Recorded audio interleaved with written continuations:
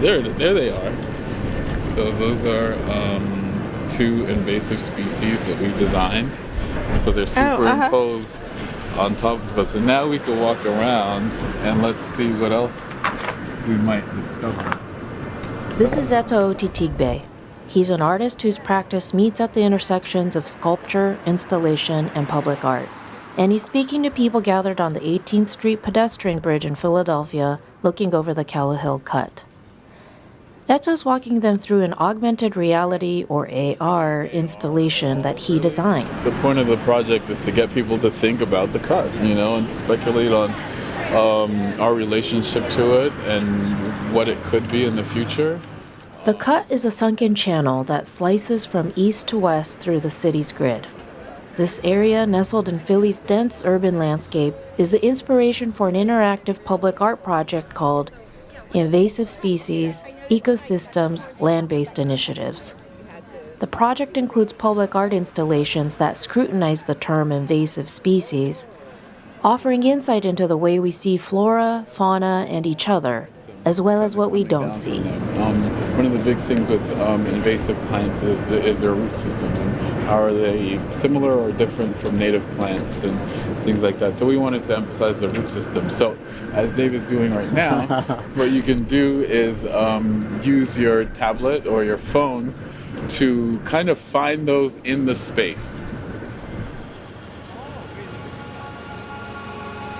Being able to discern how systems of oppression have impacted our relationships with the land, and then having a direct relationship with the land, I think, is really important. Eto and his team at EO Studio created an immersive mixed reality project that invites visitors to view the Cut's landscape and diverse plant life through, literally, a new lens. Looking around from the 18th Street Bridge, through the AR application on a phone or tablet, you see these incredible plant-like creatures. Street. There's probably one or two around here. It's kind of a little bit of a scavenger hunt. And there's one kind of around here. And those ones, you can tap on those. So there are 3 different plants that we loaded in those areas, kind of pretty much along the bridge. And when you tap on them, they play a sound.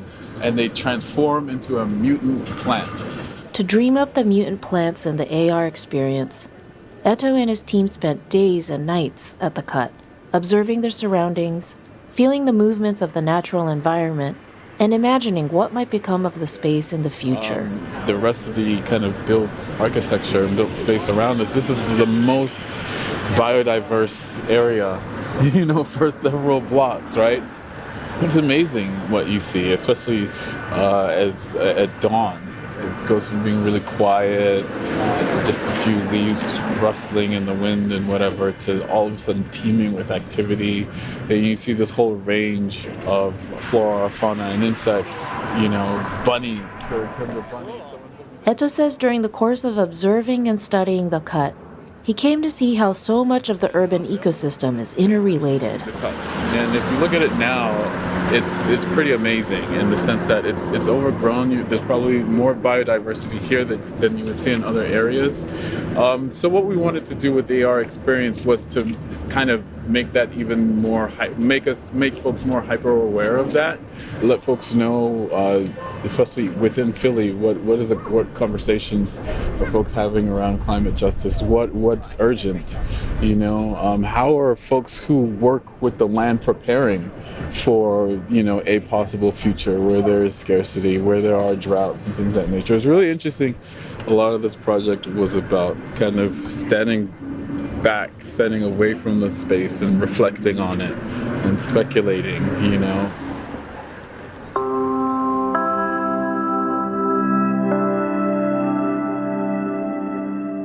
My name is Anne Ishii.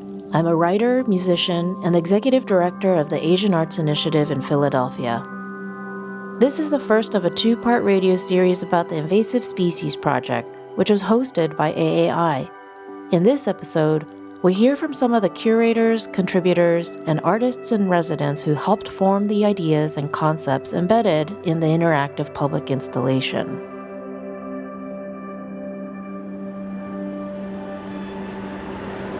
We learned so much in this project working with Dr. Ashley Gripper and Sonia Galloper. Again, Eta Otitigbe. And also a lot of different folks who are urban farmers, climate justice activists, healers, the residents of Philadelphia. They taught us about, of the things that are important to anyone who works in any of those roles. And they taught us a lot about plants as well. And they also taught us to pay attention to the cut. The Invasive Species Project began with artists in residence Ashley Gripper and Sonia Galloper. They both have backgrounds in urban farming. Sonia is an educator, political organizer, and artist. Ashley is a professor at Drexel University and the creator of Land-Based Johns.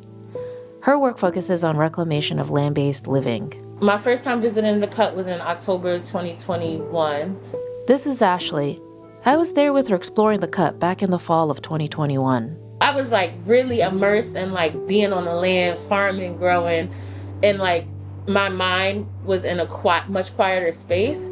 So we went down there, I'm looking, and I'm what popped into my head looking down towards the tunnels was Parable of the Sower and Octavia Butler. Parable of the Sower is Octavia Butler's classic speculative fiction novel.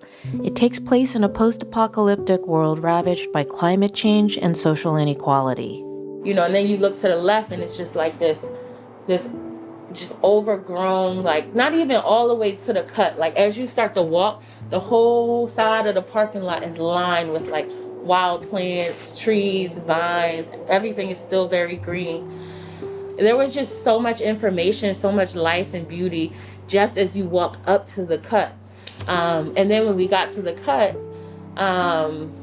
we went in, and I don't know, it was just, to me, I think the first thing I thought of was I don't think I thought magic, but I thought this space felt like resistance. Ashley says she thought about all the different man-made forces that try to shape the cut into something else. How decades of industrialization, concrete, trains, and commerce couldn't stop it from blossoming into this surreal, overgrown, urban no man's land. Nature is a force that will never stop and will take over when given the opportunity to. This is Sonia Galloper. It cannot be tamed. Taming nature is in vain and will always be in vain. Unless you are willing to sustain that energy consistently to it's never going to stop.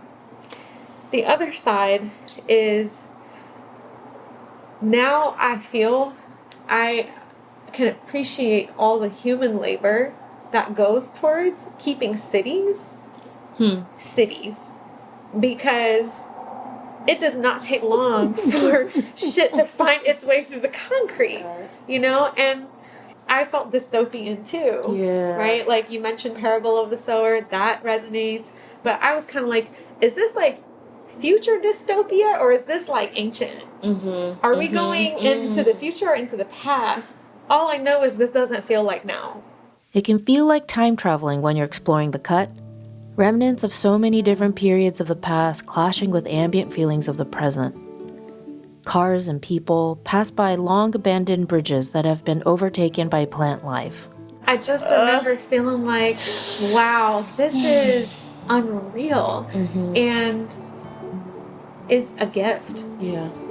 In such a sterile cityscape, this pocket has managed to boom. It was like a womb, you know what I mean? Just teeming with life. And I've mentioned this before, but even having been in agricultural spaces in the city, that space had more pollinators than I've seen anywhere else. Another thing that kept coming up for me is so many of these plants would be considered invasive. And as I sat with that and I sat with the themes and I thought about Parable of the Sower and how much forced migration was in that book, that's when invasive species I was oh, that's what this is. Who came up with that term? How is that term used in mainstream conversations? By and large, I hear invasive species being used by white environmentalists talking about this ecosystem where we are now, which is land that their ancestors stole. So, I'm like constantly thinking and wanting us to question language, question why we say certain things, and question where that language came from. And if that's really what we mean when we talk about a thing. Not to mention, invasion is an active action, but most of these species that are labeled invasive are passively being relocated without any will, and usually through the actions of like forced migration by human interests, whether that's trade, capitalism, whatever the reason. Literally, like there's nothing active about these plants being displaced, and yet the term invasive insinuates like invasion. These plants are not invading. It's not an active action. So, and it shifts accountability. Absolutely. And that's the next part of it, right? Is that like yet again it's a moment of stigmatizing the land, the natureness of it all, and deflecting the real root causes of this displacement, of these ecological disruptions. I don't think that naming that invasive species is a misnomer is to invalidate that there are ecological disturbances and imbalances that happen as a result of, the displacement of plants and animals in this way. And I feel like all of that brings us back to like, who were the original actors of this thing? Scrutinizing the term invasive is at the heart of this project. How does the way we see flora and fauna relate to the way we see each other? What can we learn from our responses to these questions? But who were the original actors of this thing? How did the cut come to be? You're talking about geological history. I mean, it is important to note that like the cut is part of what's called the city branch. This is Ken Starr. He's the manager of joint real estate for SEPTA, the public transportation agency that currently owns the cut. Ken helps SEPTA figure out what to do with pieces of land they have stakes in. And the city branch is an inactive rail line that basically runs like from the Schuylkill River to the Delaware River, or it was intended to, I should say, because that's when we start getting into the history of it. Because where that line is located is basically the shortest distance between the Schuylkill River and the Delaware River. Going back to the 1790s, the United States government decided it was important for manufacturing and trade to build a canal that linked the Schuylkill and Delaware rivers. You had founding fathers involved in this project. You had Robert Morris, who was a founding father. You had Stephen Girard, who problematic person in history by far, but was also the fourth richest American in the United States, period, ever. So you have like these incredibly important people involved in a project that didn't even work out. Like it went bust. I think Stephen Girard gave a $200,000 loan in the early 1800s, which would be, I think in 2023 dollars, it's like $75 or $100 million. You can still see many features of these original infrastructure projects. Dams in the Schuylkill River, locks, canals, and then... Canals go out of fashion, and the city takes over the ownership of this right-of-way, which is like between kind of like the late 1700s when they did this canal, and then the 1830s, like when the canal didn't work, they filled in part of it, which became what we know as the city branch. And the city is like now owns the right-of-way, and they put public rail line in there. That creates the city branch. Fast forward to the early 1850s, the Pennsylvania Reading Railroad buys the city branch, and they embark on a massive public works project of their own, excavating the area we now know as the Cut.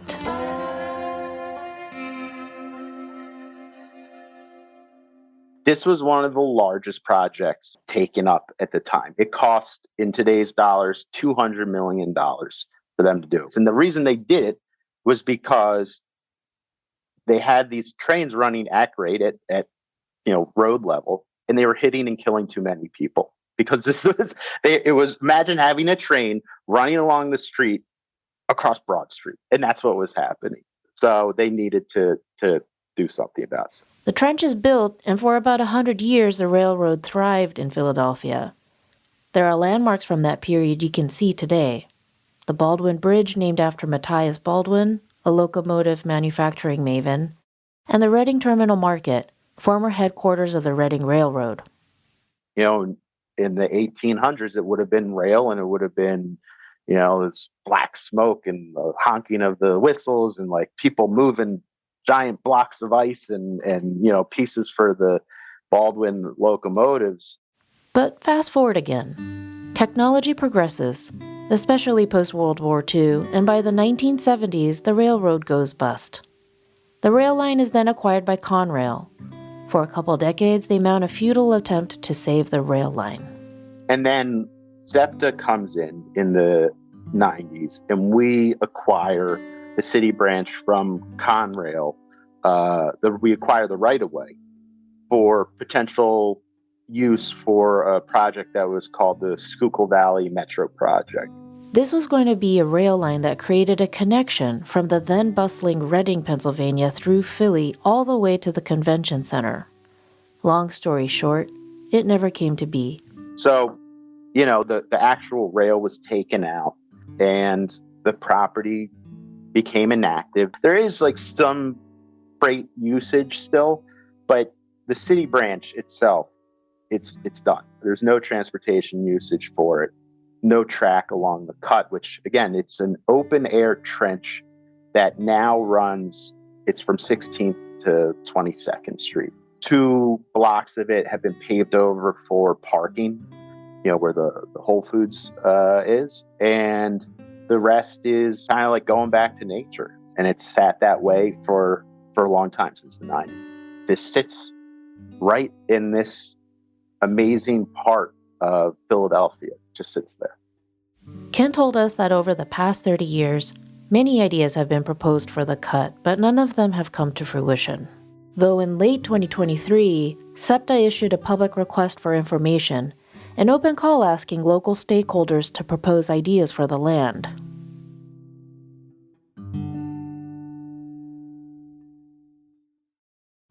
I've always been a fan of the dandelions.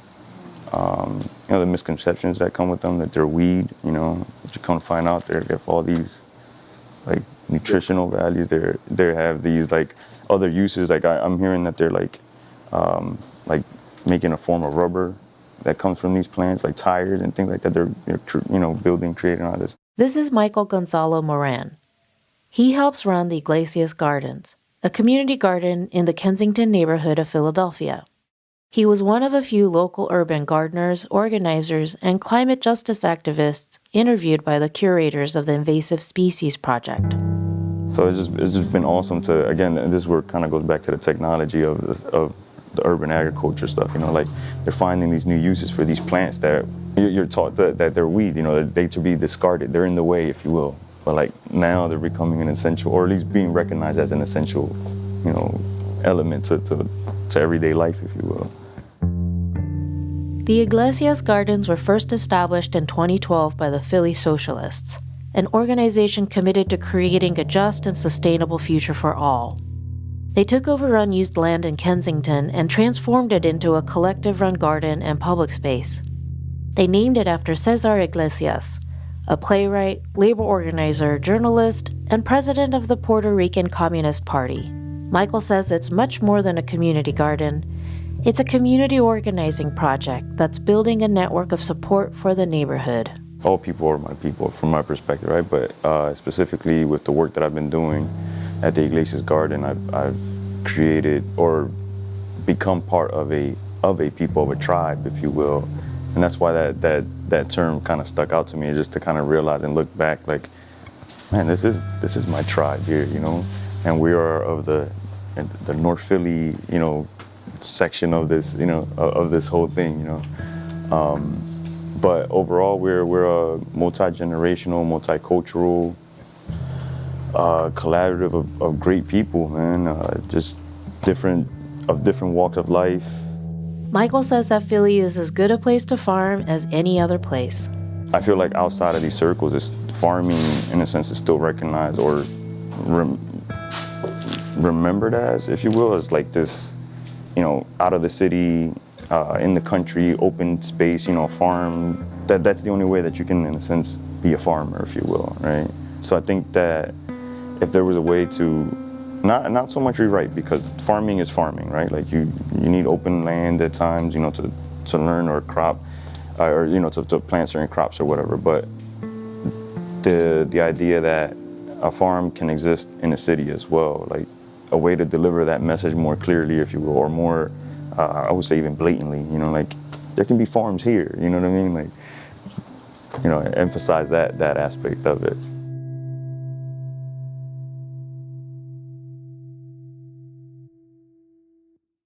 My name is Chef Dobson. I'm a farmer, I'm a chef, I'm a curator, I'm a loving person. My people are people who eat food and their eyes roll in the back of their head. My people who, have dirty nails because they were in the land. Chef LaQuanda Dobson was born and raised in Philadelphia. She was also interviewed by the curators of the Invasive Species Project. She says that training as a chef, trying to get a white coat, wasn't enough for her. God was like, no, like you need to be a farmer, and then being a farmer, you get to be in like city planning, you get to like do art stuff, like it's just many different like pockets. Farming helped LaQuanda connect in an even deeper way with a local ecosystem. The heart of Philly is like in the community, and I connected being a landless farmer and connecting that with, property development and shit like that, like, because you have to respect the land. Yeah, I feel like you have to be honoring these seeds, they're actually like being here because someone actually saved those seeds, and if people weren't saving seeds, or if people weren't praying for the people who saved those seeds, or honoring the seeds and the plant, then we wouldn't have anything to eat.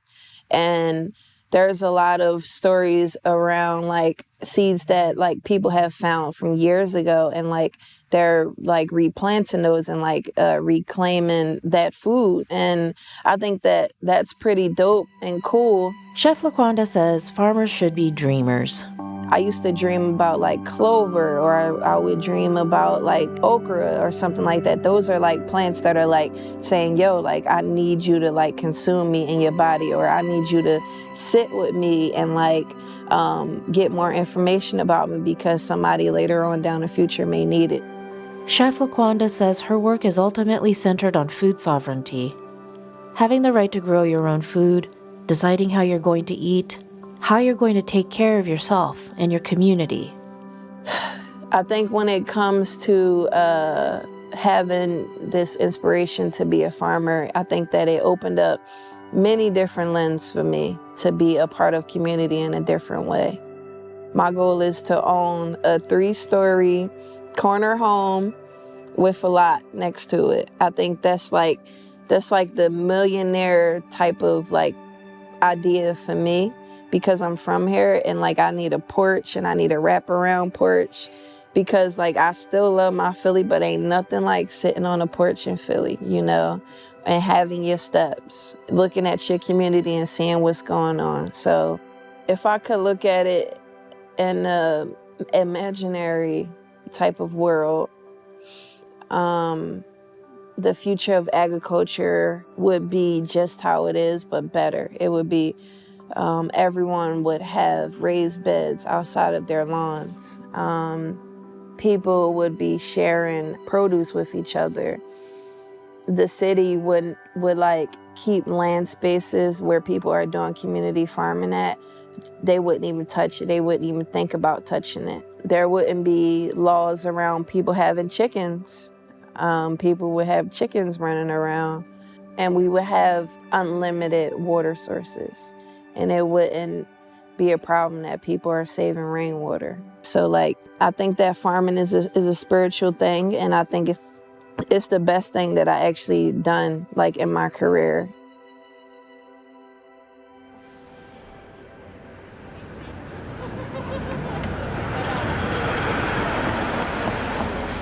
So looking off from the 18th Street Bridge, or looking down to the Cut is a really unique urban green area, it seems. It seems very untouched. There's a lot of open area with bunch of grass it looks like it's been growing out here for months or years, who knows how long. But yeah, it almost looks like it feels like almost like a jungle for how dense it is with the different types of greens and plants. This is Gino Lee. He works at Asian Arts Initiative. We're back at the cut where people are trying out Eto's AR experience. You can hear the sound effects from the installation in the background. It's something that people, I think, might not recognize as something beautiful if they're not paying attention. Because it's such an open public spot, I feel like a lot of people, when they walk back and forth the city, we don't pay closer attention to areas like this because I guess it seems somewhat abandoned, right?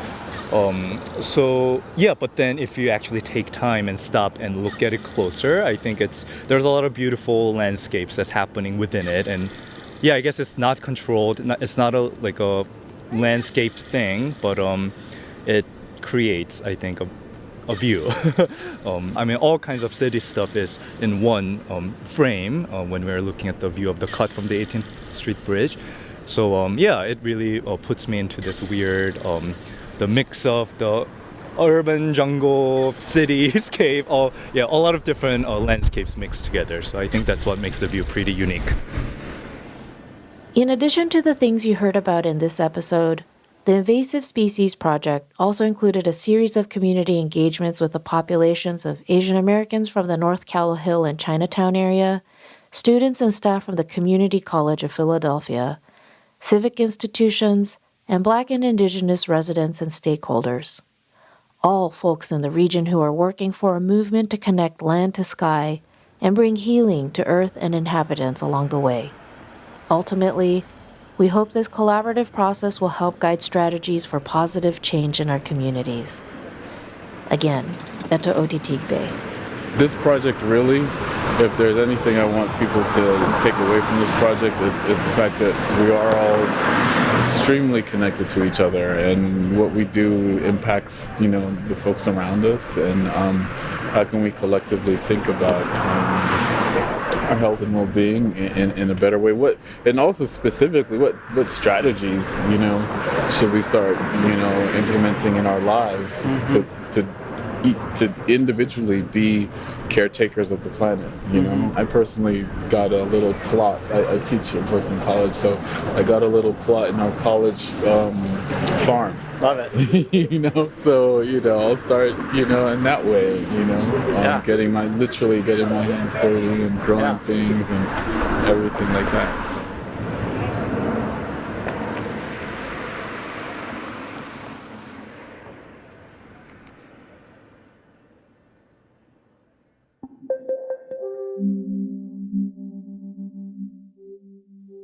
Thanks for listening to this first half of our two-part radio series about the Invasive Species Project. In the second episode, you'll hear musical performances from our annual block party that took place at Matthias Baldwin Park, nearby the Cut. This radio series was developed and produced in partnership with Rowhome Productions. Rowhome's creative director is Alex Lewis. John Myers is Rowhome's executive producer. Special thanks to Rudy Gerson. Invasive Species, Ecosystems, Land-Based Initiatives is funded by the Our Town grant of the National Endowment for the Arts and the William Penn Foundation. You can learn more about the Invasive Species Project by visiting asianartsinitiative.org. I'm Ann Ishii. Thanks for listening.